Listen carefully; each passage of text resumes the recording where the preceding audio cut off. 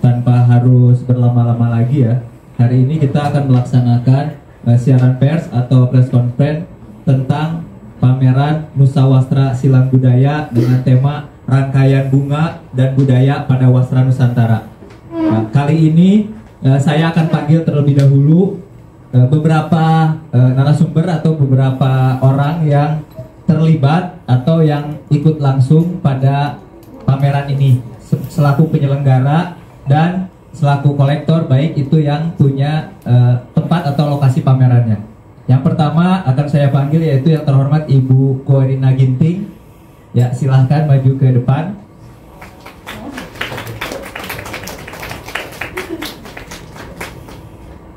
Ya, yang kedua, selain Ibu Koerina Ginting juga di depan ini ada Bapak Daniel Ginting. Ya, beliau adalah suami dari Ibu Koerina Ginting. Ya, dan beliau juga selaku pendiri dari Ginting Institute yang ikut mensupport pameran ini. Nah, selain Bapak Daniel Ginting, ada juga Mbak Vanessa. Ya, Mbak Vanessa di sini. Ya, Mbak Vanessa, silahkan maju ke depan. Mbak Vanessa ini selaku pengelola atau pemilik dari Cikini 82 ini. Ya, tanpa berlama-lama, hari ini kita akan melaksanakan siaran pers yang tadi saya bilang mengenai pameran Nusawastra Silang Budaya dengan tema Rangkaian Bunga dan Budaya pada Wastra Nusantara. Nah, Ibu Koerina Ginting ini selain kolektor, beliau juga yang nulis buku yang ada di depan ini, buku Nusawastra Silang Budaya. Dan ini terbit dalam dua bahasa, ada bahasa Indonesia dan bahasa Inggris.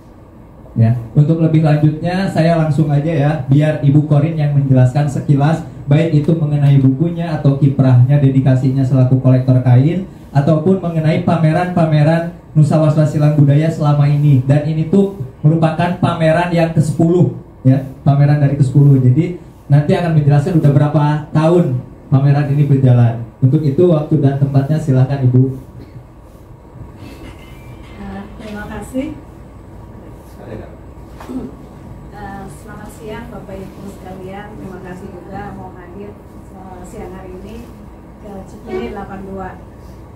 Saya Korin. Nama saya biasanya agak susah ya tulisannya, tapi biasa dipanggilnya Korin gitu ya. Saya adalah Mas Kun tadi bilang kolektor kain ya. Jadi saya itu sudah memulai koleksi saya sekitar hampir 20 tahun yang lalu. Jadi awalnya saya sebetulnya juga tidak terlalu tertarik sama soal kain gitu ya. Tapi suatu ketika ada penjual tukang antik ya, dia menawarkan saya satu kain, namanya kain company. Ya, pada saat itu kain company-nya tuh kondisinya robek-robek, bolong-bolong gitu ya.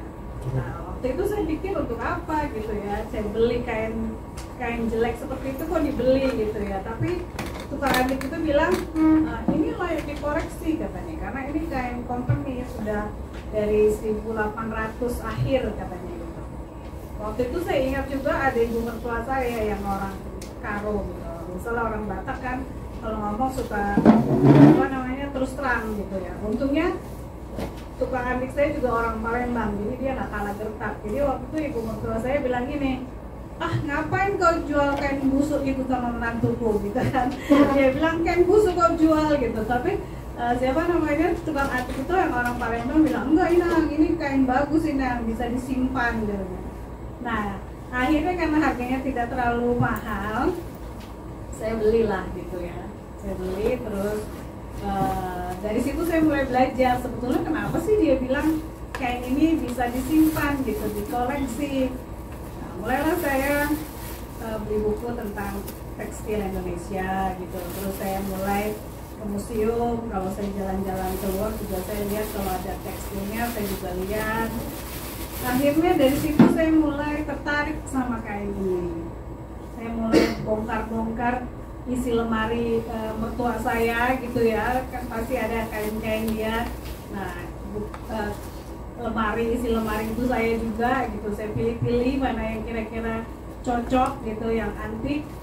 Lalu mulai banyaklah kain-kain saya. Jadi ketika teman-teman saya datang atau saudara-saudara saya datang, saya suka keluarkan itu, saya pamerkan ke mereka. Mereka senang setiap kali ngeliat koleksi saya. Suatu ketika Daniel bilang sama saya ini, bagusnya kamu buat buku deh gitu ya, supaya yang bisa menikmati kain kamu bukan hanya teman-teman kita atau saudara-saudara kita. Kalau kita buat buku kan semua orang bisa lihat gitu ya. Akhirnya karena suami saya bilang begitu, saya pikir-pikir, oh boleh juga nih ya saya buat buku. Saya membutuhkan waktu 3 tahun untuk buat buku saya ini. Jadi 2014 ketika saya mulai pertama kali pameran, itu sebetulnya sudah dalam proses. Jadi ketika saya mau membuat buku, saya juga keliling Indonesia lah ya, ke daerah-daerah untuk bertemu dengan para senimannya gitu. Kayak saya ke Padang ke tempatnya Bu Heni, saya ke Pekalongan ke tempat Mas Dudung, ke Bangkalan. Jadi daerah-daerah yang dulu saya nggak pernah kunjungi tuh karena saya mau tahu gitu ya. Akhirnya saya jalan-jalan juga enak gitu ya. Saya belajar makanannya gitu ya, makanannya enak-enak di daerah. Terus ketemu sama senimannya. Buat saya itu akhirnya juga membuat menambah pengetahuan saya. Jadi yang dulu saya nggak tahu, saya jadi tahu. Jadi banyak hal yang saya dulu nggak suka menjadi suka gitu ya. Nah akhirnya setelah 3 tahun proses buat buku itu, inilah hasil buku saya. 2016 saya keluarkan. Nah pada saat itu saya buat pameran juga. Jadi itu adalah pameran saya yang kedua. Di saat yang sama ketika saya meluncurkan buku Nusa Wastra Silang Budaya. Di dalamnya ada sekitar 245 kain saya yang saya pilih ya. Itu saya pilih dari sekian banyak kain saya gitu. Jadi ketika proses memilih kainnya pun butuh waktu gitu ya. Karena misalnya kayak gringsing seperti ini ya, motif wayang kebo ini kan salah satu wayang yang susah ya. Itu saya punya banyak, maksudnya punya beberapa lah. Jadi dari beberapa itu kan saya itu senang semuanya gitu. Jadi ketika mau dipilih harus satu aja yang keluar, saya juga bingung yang mana yang harus saya pilih gitu. Jadi itu adalah proses yang buat saya pada saat itu paling sulit. Nah karena saya juga tahu bahwa kain itu kelihatan cantik kalau kita tebar kan. Kalau kita beli kain kan juga kita nggak mau dalam kondisi dilipat, pasti kita maunya dibuka semua, lihat motifnya gitu kan. Akhirnya saya juga berpikir bahwa buku saya itu juga harus bisa memperlihatkan keindahan dari kain-kain koleksi saya. Saya tidak mau satu halaman itu banyak foto kain, karena itu akan membuat fokus kita jadi terganggu kan. Akhirnya saya malah 2 halaman saya buat satu kain. Nah, itu adalah salah satu juga pilihan sebetulnya kan. Dan ketika saya juga mau buat cara menulisnya juga saya agak bingung nih, angle-nya apa ya gitu ya. Terus akhirnya suami saya bilang, kan kamu kolektornya, angle-nya dari kamu dong, kamu kan yang punya gitu. Jadi cerita aja kenapa kamu memilih kain ini, kain itu gitu. Kenapa kamu suka gitu kan? Apa cerita di balik itu? Nah akhirnya setelah saya juga bandingkan dengan buku-buku kain yang ada, saya melihat bahwa buku kain yang ada tuh kayaknya agak susah, agak teoritis gitu ya, agak buat orang Indonesia yang mungkin nggak terlalu suka baca tuh jadi agak a bit boring gitu kan, atau serius amat gitu ya. Nah saya nggak mau ambil yang seperti itu, saya mau akhirnya seperti cerita, jadi kayak bertutur gitu ya, biar gampang dibaca dan juga dimengerti. Nah akhirnya ya jadinya ya 245 kain ini. Nah sejak saat itulah saya mulai berusaha sebetulnya ya, meluangkan waktu setiap tahun untuk berpameran. Jadi itu adalah cara saya seperti dalam tanda kutip ya, membuat kayak museum berjalan. Jadi orang bisa lihat kain-kain itu, saya yang datang sebetulnya, ya kan? Karena saya yang, misalnya saya ke Bali, saya perlihatkan koleksi saya ke London juga, saya perlihatkan koleksi saya gitu. Karena saya juga bisa lihat sih betapa kita susah untuk melihat kain kita ya, kalau ya saya ke museum tekstil juga terbatas gitu kan.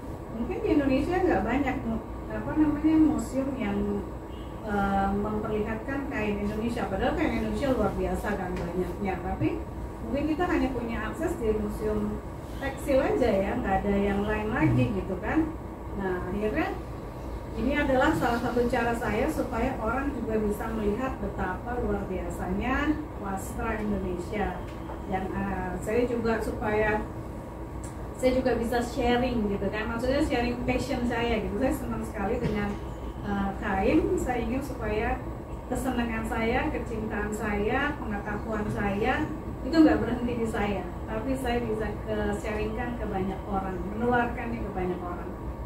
Nah, salah satu lagi yang saya mau ceritakan adalah kain yang saya koleksi ini tidak semuanya yang tua gitu ya, yang langka atau yang udah nggak ada lagi. Banyak juga kain-kain saya yang baru. Kenapa saya mau mengkoleksi kain yang baru? Karena saya tahu bahwa kain yang baru pun banyak yang cantik. Jadi saya nggak mau terpaku sama masa lalu. Justru saya juga mau fokus saya melihat masa sekarang, kain-kain yang mana yang bagus, supaya juga saya bisa jaga itu untuk masa depan. Nah karena itu nanti juga bisa lihat ada beberapa kain, koleksi kain saya tuh yang baru sebetulnya. Nah, tapi sama cantiknya gitu dengan kain yang lama itu. Kali ini adalah kain kali 10 ke 10 saya buat berpameran. Ya, jadi tanpa terasa ternyata saya udah 10 kali gitu. Ada waktu di mana saya break ketika pandemi, itu saja. Tapi setelah itu saya udah lewat, mulai lagi berpameran. Dan kebetulan saya punya teman yang pemilik dari Cikini 82 ini, Ibu Vanessa. Nah, Ibu Vanessa ini yang mengajak saya berpameran di sini gitu. Awalnya saya bilang, oke lah, sehari 2 hari aja ya gitu, nggak mau repot saya, nggak usah lama-lama gitu. Tapi kata Vanessa sama suami saya bilang, ngapain kalau cuma sebentar gitu, lama dong seminggu supaya banyak orang yang lebih punya kesempatan untuk datang gitu melihat. Oh ya saya bilang ya baiklah, akhirnya saya buat seminggu. Itu aja sampai di sini ceritanya. Ya, terima kasih teman-teman media. Barusan paparan dari Ibu Korina Ginting mengenai perjalanannya beliau ya, baik itu tentang buku ataupun dari pameran ke pameran yang lainnya. Sebelum dilanjutkan, dari teman-teman ada yang mau bertanya? Silakan. Ya, makasih. Selamat siang, saya Aji dari Indopos. Pertanyaan ini kan judulnya Nusawarsa Silang Budaya ya. Saya jadi teringat Dennis Lombard bikin Nusa Jawa Silang Budaya mungkin beberapa puluh tahun yang lalu ya, agak lama. Tapi di sana kan menjelaskan bagaimana Jawa itu terbentuk, budaya Jawa terbentuk dari berbagai persilangan budaya, India, Arab, Cina dan sebagainya.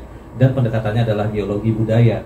Nah, saya ingin tahu kenapa memakai judul ini, apakah terinspirasi dari itu juga? Kalaupun terinspirasi, ataupun kalaupun ada kaitannya, mungkin tidak secara tidak sengaja, tapi mungkin ada yang ingin disampaikan oleh Ibu Kwirina dan komunitasnya tentang wastra Nusa ini.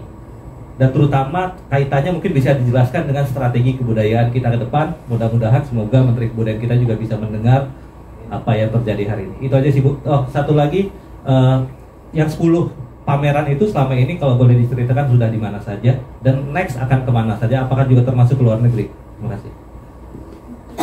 Ya, silakan Ibu. Ya, memang pada saat kita mencari judul gitu ya buat buku itu, sudah baca sih buku itu Nusa Jawa itu kan. Terus saya pikir-pikir sama, waktu itu ada teman saya yang jadi kurator juga itu almarhum Edi Supriyono ya. Dia juga yang membantu saya di dalam banyak hal dalam membuat buku ini. Kita diskusi sama dia gitu. Wah Pak, ini Indonesia ini sebetulnya negara kepulauan kan. Pulaunya ini setiap pulau, bahkan di pulau daerah-daerah di pulau itu punya ciri khas sendiri gitu, kain-kainnya, tekstilnya. Bukan hanya misalnya songket. Kalau songket kan kita mengenalnya di Sumatera gitu ya, banyak. Tapi ternyata kalau kita perhatikan lagi, di Bali juga ada songket, ya di Flores juga ada songket gitu ya. Atau ketika kita bicara tentang batik gitu ya, Jawa udah pasti jagonya, Madura juga ada. Tapi ketika kita lihat lagi, kok di Jambi ada juga batiknya gitu. Jadi unik gitu ya Indonesia ini gitu. Ketika saya juga belajar tentang apa namanya tenun ikat, ya sampai ke tenun ikat, saya juga sampai terpesona dengan tenun ikat ini Gringsing gitu. Jadi kalau dilihat luar biasa. Itulah akhirnya kita memilih judul Nusa Wastra. Jadi pulau tentang yang kain-kain yang high end gitu, yang bagus gitu. Setiap pulau tuh ada kainnya yang bagusnya. Dan sayangnya memang kita juga tahu banyak yang saat ini udah hilang ya, seperti ya kayak peradaban hilang, sudah tidak ada lagi yang bisa membuatnya. Nah, silang budaya, karena juga kita bisa lihat di setiap wastra ternyata ada juga persilangan budayanya. Tadi seperti dibilang ada pengaruh Indianya gitu, ada pengaruh Arabnya, ada pengaruh Cinanya. Saya waktu belajar tentang tenun ikat Sumba gitu, kok mereka bisa ada motif patola ya gitu, padahal kan di Sumba sana gitu, apa Indonesia Timur, kita kok mungkin ke Sumba juga belum banyak orang ke Sumba gitu, tapi kok motif itu bisa sampai ke Sumba gitu. Ternyata memang banyak pedagang-pedagang Gujarat waktu itu juga mampir gitu berdagang, sehingga akhirnya menularkan motif-motif itu. Bahkan juga kayak di Bali juga itu motif kayak gajah, ada patola juga, itu juga banyak dipengaruhi oleh budaya-budaya India gitu. Cina udah pasti banyak, Arab semuanya. Jadi akhirnya oke, kita putuskan namanya Nusa Wastra Silang Budaya gitu. Terus yang pertanyaan kedua, pameran. Oh ya, pameran. Pameran Kali ini biasanya memang setiap pameran saya selalu kasih judul gitu, temanya apa, dan selalu diikutsertakan dengan diskusi. Jadi saya mau supaya orang nggak hanya lihat tapi juga bisa bertukar pikiran melalui diskusi-diskusi singkat gitu ya. Nah, kali ini saya judulnya tuh Rangkaian Bunga dan Budaya pada Wastra Nusantara. Ketika saya memilih memikirkan tentang apa ya temanya kali ini gitu ya, saya belum dapatkan ide nih. Terus suatu ketika anak saya kirim foto, dia jalan-jalan kemana lah, ke taman, ada foto bunga, dia kirim ke saya, dia bilang mami cantik ya nih bunganya. Terus dia tahu, karena dia tahu saya senang sekali bunga gitu kan.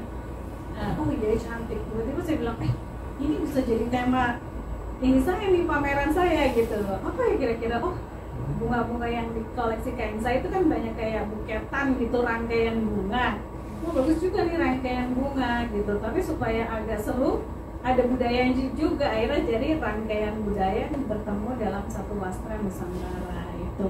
Jadinya dapatlah saya ide. Saya udah bilang sama Vanessa, sebetulnya ya saya itu punya rencana pameran tahun ini di satu di luar negeri, tapi ketika saya survei gitu kayaknya kurang cocok gitu tempatnya. Akhirnya saya cari tempat lain dan ada Vanessa yang membantu saya, Bu di sini aja Bu. Ya udahlah kita kerjakan di sini, kita garap sama-sama itu. Ini adalah pameran saya yang ke-10. Terima kasih Vanessa. Tadi minta informasinya 10 itu mungkin selain nanti Ibu yang informasikan, di belakang ada backdrop. Itu sebenarnya di backdrop itu ada rangkaian dari satu pameran sampai ke pameran hari ini ya, itu untuk rentetan pamerannya. Dan tadi pertanyaan terakhirnya, ada rencana apa ke depannya, baik itu pameran akan di mana atau mungkin Ibu punya narasi-narasi lain supaya dilihat sama Kementerian Kebudayaan mengenai strategi kebudayaan. Ya, saya sebetulnya melakukan ini semua bilang sih bagian dari kecintaan saya kepada Indonesia. Ya, nggak ada apa namanya, nggak ada pikiran yang lain-lain. Saya benar-benar mau sharing gitu, sharing apa yang saya suka gitu ya. Dan kalau rencana, lucunya juga rencana itu seringkali apa ya, suka berubah gitu kan, maunya ini ternyata jadinya itu gitu kan. Jadi kalau ditanya ke depannya gimana, sekarang sih saya belum pikirkan, tapi pasti akan saya lanjutkan gitu kan. Nggak, saya pikir-pikir nanti kalau saya lanjutkan tuh nanti pohon saya udah semakin tinggi ya. Pohon saya udah semakin tinggi. Nah tapi kayaknya sih tahun depan saya masih mau break dulu karena saya masih ada urusan yang harus saya kerjakan, urusan pribadi. Jadi kemungkinan sih 2027 yang mungkin ya. Tapi itu juga belum tahu di mana dan kapan waktunya gitu. Oke, baik, terima kasih Ibu untuk paparannya. Ya, sebelum dilanjutkan mungkin dari teman-teman media pertanyaan lainnya, karena di sini juga ada Mbak Vanessa. Kita tahu juga ya, mungkin kalau seni rupa yang lain seperti lukisan dan lainnya banyak tempat galeri-galeri yang mengadakan, tapi yang bisa menampung atau berkolaborasi untuk mengadakan pameran kain gitu. Ibu aja tadi mengungkapkan di sini kita tahu hanya paling di museum tekstil. Selain itu mungkin kita susah ajang-ajang seperti ini atau pameran-pameran seperti ini. Nah sekarang saya juga pengen tahu dari Mbak Vanessa selaku tempat ini bisa sampai kejadian atau berkolaborasi atau ya kita bekerja sama mengadakan pameran ini. Silakan Mbak. Selamat siang Bapak Ibu semua.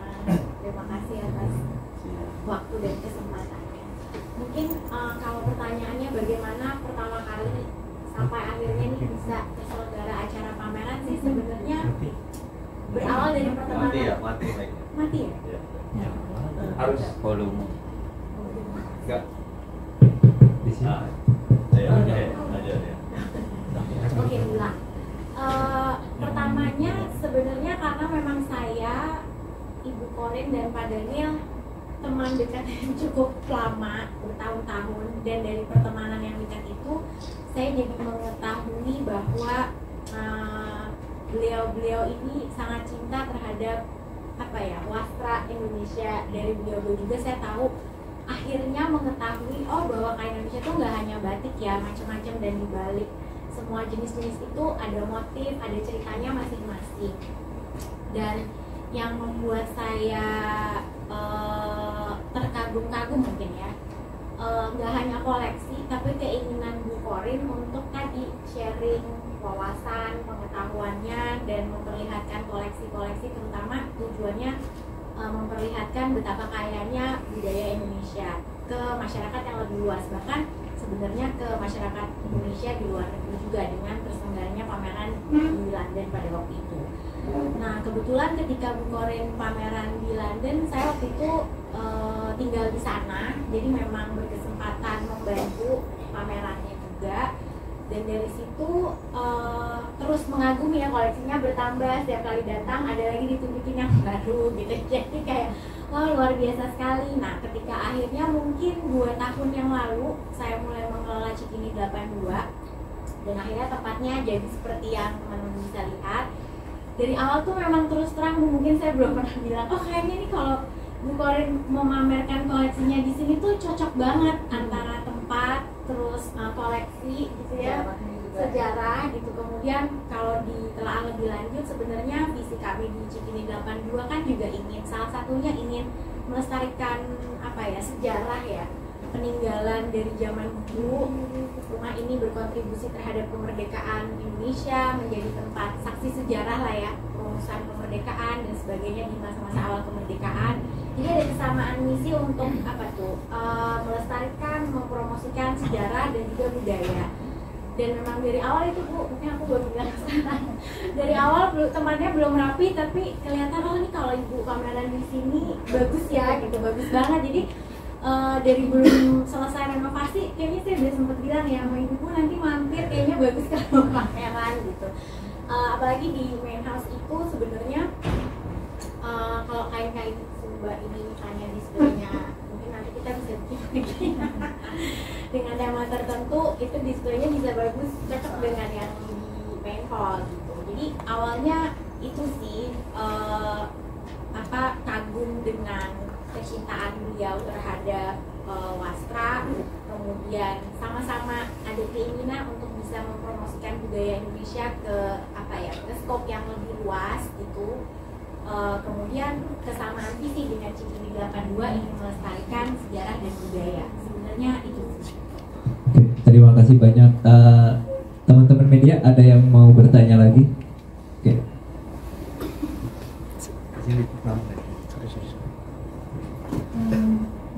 Selamat siang, salam kenal semuanya.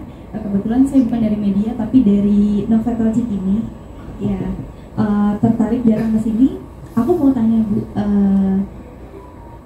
dengan kecintaan dengan batik-batik yang ada di sini, semuanya indah. Ada nggak sih Bu masukan untuk anak muda? Karena kan sekarang budayanya ke barat-baratan supaya mereka tuh lebih mencintai batik-batik gitu. Karena kan jujur setelah melihat ini ternyata banyak batik-batik di Indonesia dan bagus-bagus gitu, dan bisa dilihat ternyata keindahannya seperti itu. Apakah boleh diberikan saran untuk anak-anak muda supaya bagaimana sih caranya mencintai batik-batik? Seperti itu, terima kasih. Makanya kan ada istilah tak kenal maka tak sayang. Jadi dengan pameran ini kan sebetulnya saya mengharapkan banyak orang datang, melihat, mengenal gitu kan. Dari mengenal itu dia punya keinginan untuk mengenal lebih jauh lagi. Nah itu lebih seru tuh kalau gitu kan. Nah sampai akhirnya itu akan menumbuhkan rasa cinta, ya kan? Pasti seperti itu. Karena saya juga pernah, saya sama anak-anak saya juga gitu tuh. Anak saya kan ada generasi milenium, terus Gen Z gitu kan. Nah tapi memang saya dari kecil juga mereka saya ajak ikut serta. Kalau saya beres-beresin kain gitu, bantu gitu. Terus nanti kalau saya beli kain atau saya ajak gitu. Sebetulnya juga saya tahu sih, mungkin buat mereka boring kali ya, bosen. Ngapain sih aku diajak-ajak kayak gini gitu. Tapi nggak apa-apa. Buat saya tuh sedikit-sedikit aja kita kasih gitu. Lama-lama sebetulnya saya yakin pikiran mereka lama-lama terbuka gitu ya. Jadi saya juga ingat waktu anak saya masih kecil-kecil tuh, setiap liburan saya ajak dia tuh keliling-keliling lihat candi di Jawa. Jadi mereka masih kecil aja udah tahu tuh candi Jawa, udah sampai candi yang di Surabaya tuh Trawulan ini udah mereka sampai situ. Nah, mungkin juga mereka pikir ini ngapain sih aku kok masih kecil udah diajak tempat yang nggak menarik gitu kan. Tapi saya bilang sama anak-anak saya gini ya, kamu itu harus mengenal budaya kamu, harus mengenal negara kamu, supaya kamu nanti suatu ketika punya kesempatan cerita ke orang luar, kamu udah siap. Dan itu ternyata diingat loh sama anak saya. Jadi ketika mereka udah sekolah keluar gitu, kerja di luar, dia selalu bilang ini, ternyata yang ibu saya dulu bilang itu benar. Jadi ketika teman saya tanya tentang Indonesia, saya bisa promosi, bisa cerita tentang Indonesia gitu. Nah itu, jadi saya selalu punya keyakinan, meskipun sedikit-sedikit gitu, saya memang nggak mau yang instan lah, jadi sedikit-sedikit, tapi akhirnya nanti mereka akan terbuka, mau menerima, dan akhirnya sayang sama wastra kita khususnya gitu. Ya, terima kasih. Ada lagi? Betul.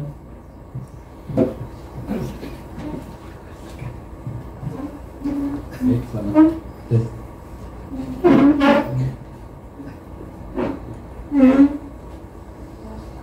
Selamat siang semuanya. Saya Angga Ramadan dari RMID. Mungkin meninjau ke sedikit filosofis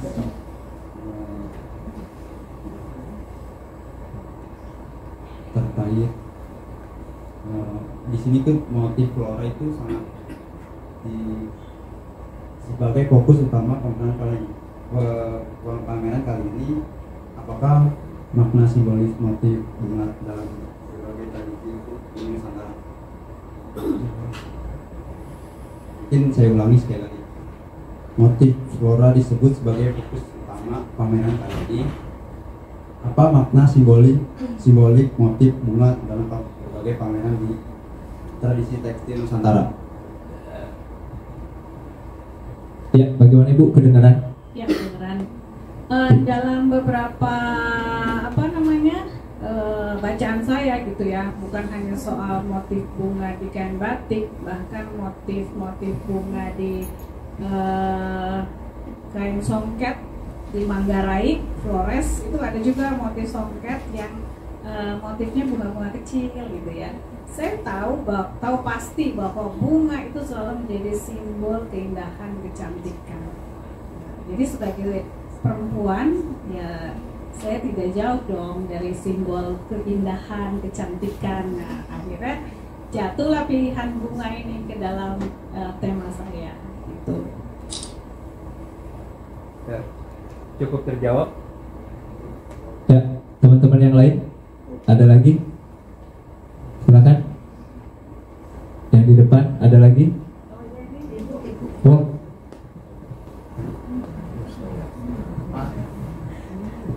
Assalamualaikum warahmatullahi wabarakatuh. Maaf Ibu, saya dari tadi di belakang, ini ada di depan kosong ya, akhirnya maju ke depannya duduk. Iya. Mohon maaf, saya mau bertanya Bu, Ibu sebagai desainer ya, desainer motif-motif batik dan motif-motif Sumatera juga, NTT, NTB saya lihat beraneka ragam sekali. Apakah Ibu sebagai desainernya atau yang mengerjakan pengrajin? Itu saja. Terima kasih. Assalamualaikum warahmatullahi wabarakatuh. Desainernya teman-teman saya Bu. Jadi kayak desainer baju ini teman saya gitu ya. Enggak, saya hanya sebagai kolektor. Jadi saya menyimpan kain-kain ini. Kalau saya sebut ya, mereka udah bukan level pengrajin, tapi sudah level keseniman. Karena hasil yang mereka hasilkan, baik tenun maupun sulam maupun batik, itu sudah bukan level yang dipakai untuk kita bisa potong atau kita bisa sembarangan pakai, tapi udah benar-benar harus disimpan, dijaga gitu. Nah, makanya akhirnya saya menyebut mereka itu udah levelnya seniman. Nah, di dalam buku saya tadi sebutkan kan ada Bu Heni Adli dari Padang, ada Ibu Siti Memona dari Madura, Bangkalan, terus ada Mas Dudung Alizabanda dari Pekalongan, dan satu lagi ada Mbak Tati Sriharta dari Solo. Nah, itu saya masukkan ke dalam buku saya karena saya sudah mengakui mereka levelnya udah seniman. Seperti Mbak Tati ya, Mbak Tati itu Solo kan, Solo itu kan warnanya adalah warna coklat sogan, biru indigo. Nah, Mbak Tati itu dia memang tetap pakai pakem warnanya, tapi desain motifnya luar biasa. Saya punya koleksinya dia, gambarnya adalah penangkapan Pangeran Diponegoro di batik, coba bayangkan, hebat kan? Nah, itu kalau belum level seniman itu nggak sampai ke situ gitu. Jadi saya hanya orang yang menyimpan kainnya aja, bukan yang mendesain. Ya, ada lagi dari teman-teman? Mungkin sambil nunggu dari teman-teman, waktunya juga sebentar lagi. Dari saya pribadi mewakili masyarakat umum aja Bu, mau nanya sekilas yang hal sederhana kayak gini, Ibu atau Mbak Vanessa atau Kak Ginting kok mengadakan pameran seperti ini tuh sampai 10 kali, apa sih Bu untungnya atau keuntungannya gitu sebagai kolektor terus mengadakan pameran ini gitu? Apa hanya sekedar dedikasi sebagai seorang kolektor atau apa gitu? Pertanyaan polosnya seperti itu Bu, gimana? Kalau bicara untung ya, kita nggak bicara untung secara materi ya, tapi justru keuntungannya adalah kalau saya lihat orang senang gitu kan, bahagia dengan melihat koleksi saya pun ikut bahagia. Nah, itu adalah keuntungan saya. Nah, karena memang tujuan awal saya adalah men-sharingkan. Saya nggak mau kesenangan saya, kecintaan saya, pengetahuan saya, kebahagiaan saya hanya untuk diri saya sendiri, apalah artinya ya. Saya maunya semua orang juga kebahagiaan. Nah, itu dia. Itu. Terima kasih banyak. Oke, teman-teman masih ada yang mau ditanyakan? Oke.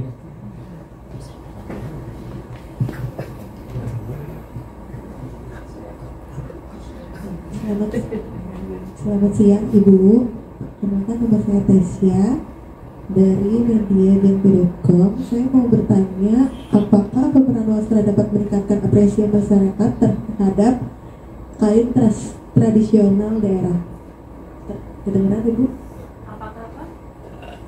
Pertanyaan saya, apakah pemeran wasra dapat meningkatkan apresiasi masyarakat terhadap kain tradisional daerah? Terima kasih. Jawabannya pasti ya, pasti ada manfaatnya kepada banyak orang yang mungkin, apalagi kalau pemain biasa tinggal di Jakarta, mungkin dia nggak punya banyak kesempatan untuk melihat kain Sumba, ya kan?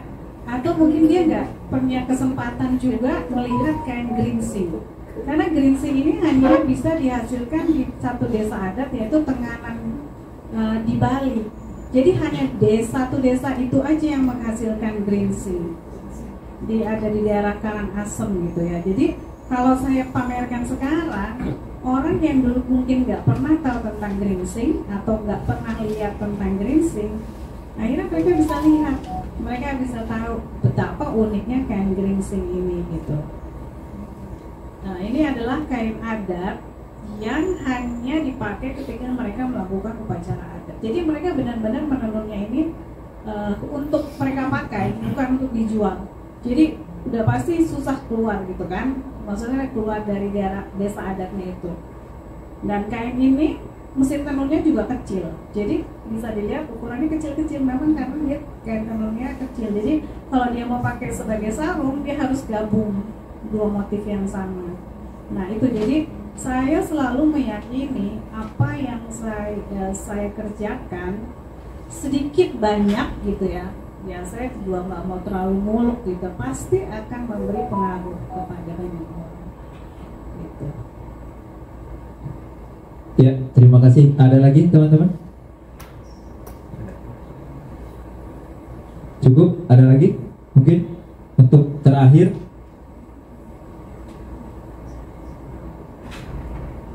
Ada? Ya, mengingat waktu juga ternyata nggak terasa hampir 1 jam kita membahas tentang pameran Nusa Wasra Silang Budaya dengan tajuk Rangkaian Bunga dan Budaya pada Wasra Nusantara. Saya kira cukup sekian untuk press conference hari ini atau siaran pers kali ini.